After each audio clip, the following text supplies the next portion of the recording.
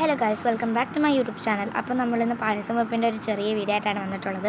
അപ്പോൾ നമ്മൾ അടയും ചവരിയൊക്കെ എടുത്ത് വെള്ളത്തിൽ ഇട്ടിട്ടുണ്ട്.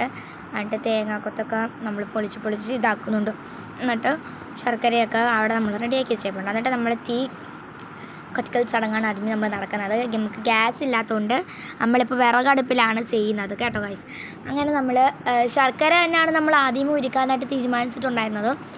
അങ്ങനെ നമ്മൾ ആദ്യമേ തന്നെ ശർക്കരയ്ക്ക് തീയൊക്കെ കൊളുത്തി നമ്മളെല്ലാവരും സന്തോഷമായിട്ട് പറയുന്ന തീയൊക്കെ കൊളുത്തിയിട്ടുണ്ട്.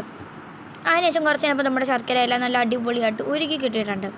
അതിനുശേഷം നമ്മൾ വലിയ ചെരുവം വെള്ളം എടുത്ത് ആ അടുപ്പിൽ തന്നെ വെച്ചിട്ട് പിന്നെ നോക്കാത്ത ഇപ്പുറത്ത് ഒരു തേങ്ങാപ്പാലൊക്കെ പിഴിയുന്നു. അപ്പോൾ ഇവിടെ അട എടുത്ത് ആ വലിയ ചെരുവം വെള്ളത്തിൽ ഇട്ട് വേവിക്കുന്നു. അട നല്ലോണം വെന്ത് വരണം, എന്നാലേ നമുക്ക് ബാക്കിയുള്ള കാര്യങ്ങൾ ചെയ്യാൻ പറ്റത്തുള്ളൂ. അടയാണല്ലോ മെയിൻ, കാരണം ഇത് അട പായസമല്ലേ. അങ്ങനെ നമ്മൾ അട വെന്തതിന് ശേഷം നമ്മൾ അട കോരി മാറ്റുവാണ്.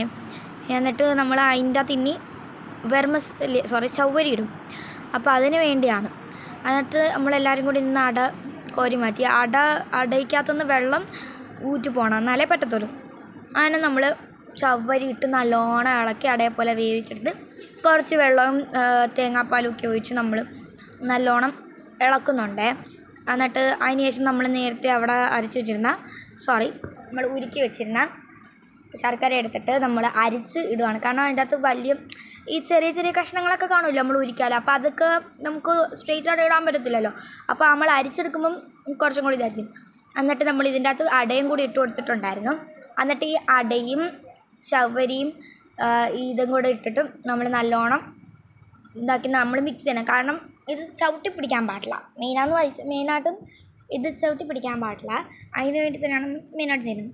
അതിനുശേഷം ഇത് കുറച്ച് ഇതായി വന്നപ്പോൾ നമ്മൾ തേങ്ങാപ്പാൽ ഒഴിച്ചിട്ടുണ്ടായിരുന്നു. തേങ്ങാപ്പാൽ ഒഴിച്ചിട്ട് നമ്മൾ നല്ലോണം ഇളക്കി കൊടുക്കണം. അതാണ് നമ്മൾ അതിനുശേഷം നമ്മൾ വീണ്ടും തേങ്ങാപ്പാൽ ഇട്ട് കൊടുത്തിട്ടുണ്ട്. എന്നിട്ട് നമ്മൾ നല്ലോണം ഇളക്കിയിട്ട് അണ്ടിപ്പരിപ്പും മുന്തിരിയും എല്ലാം നമ്മൾ വറുത്ത് വെച്ചിരുന്നത് എടുത്തിട്ടുണ്ട്. നമ്മൾ 2 ചരുവത്തിലാക്കിയിട്ടുണ്ട് പായസം. കാരണം എന്ന് വെച്ചാൽ നമുക്ക് പള്ളിയിൽ കൊടുക്കണമല്ലോ. അപ്പോൾ നമുക്ക് ഈ വലിയ ചരുവം എല്ലാവർക്കും കൂടി പൊക്കിക്കൊണ്ട് പോകാൻ പറ്റത്തില്ലല്ലോ. അന്നേരത്തേക്കും നമ്മൾ 2 വലിയ കുട്ടത്തിലാക്കിയാണ് നമ്മൾ കൊണ്ടുവന്നത്. അപ്പം ഇതാകുമ്പോൾ കുറച്ചും കൂടി എളുപ്പമായിരിക്കും. ആ കുറച്ച് ചരുവത്തിൽ നമ്മൾ പായസം മാറ്റിയിട്ട് പിന്നെ വലിയ ചരുവത്തിൽ ബാക്കി അണ്ടിപ്പരിപ്പും മുന്തിരിയും എല്ലാം തട്ടിയിട്ട് നല്ലോണം ഇളക്കുക. കാരണം നമ്മൾ നല്ലോണം ഇളക്കി എല്ലാവർക്കും കിട്ടണമല്ലോ. അപ്പം നല്ലോണം ഇളക്കി മിക്സ് ചെയ്ത് വെച്ചിട്ടുണ്ട്. അങ്ങനെ നമ്മുടെ അടപ്പായസം ചവിട്ടി പിടിക്കാതിരിക്കാൻ വേണ്ടിയാണ് നമ്മൾ ഇളക്കുന്നത്. അത് മെയിനായിട്ട് നിങ്ങൾ ശ്രദ്ധിക്കാം.